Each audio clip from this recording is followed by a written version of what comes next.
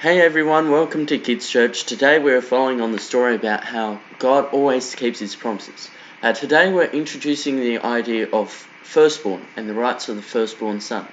It's a bit tricky to explain, but I'm going to try and explain it best I can. We have names for people in families: mother, father, sister, brother, etc. If mother and father have a boy, he is called their son.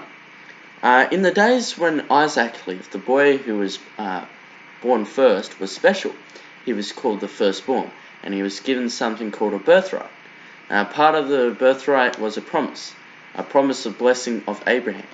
If any of you remember that it was land, blessing, and a great nation, this birthright was only given to the son born first.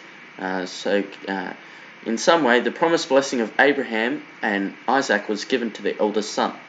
I know that words are a bit tricky, but in today's story we hear about the firstborn son and about the birthright. Do you remember last week we heard about Isaac and Rebekah having two babies? Can you remember their names? Well, if you don't remember, their names were Esau and Jacob. Esau was born first, and Esau liked to hunt and be outdoors, and Jacob was very quiet and he liked staying at home. Now I'm going to read next what comes in the story.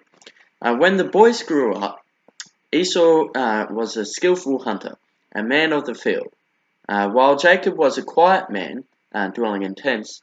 Isaac loved Esau because he ate of his game, but Rebekah loved Jacob. Once when Jacob was cooking stew, Esau came in from the field, and he was exhausted. And Esau said to Jacob, "Let me eat of some of that red stew, for I am exhausted." Therefore his name was called Edom. Jacob said, "Sell me your birthright now." And Esau said, "I am about to die. Of what use is the birthright to me?"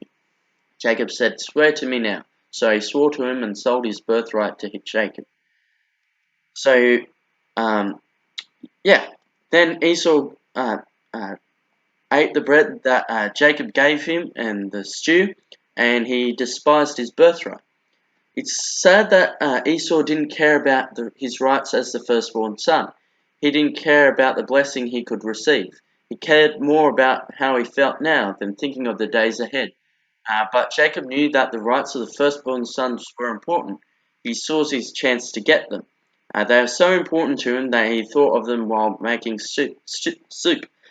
So the youngest son, Jacob, got the promised blessing that should have gone to the older son.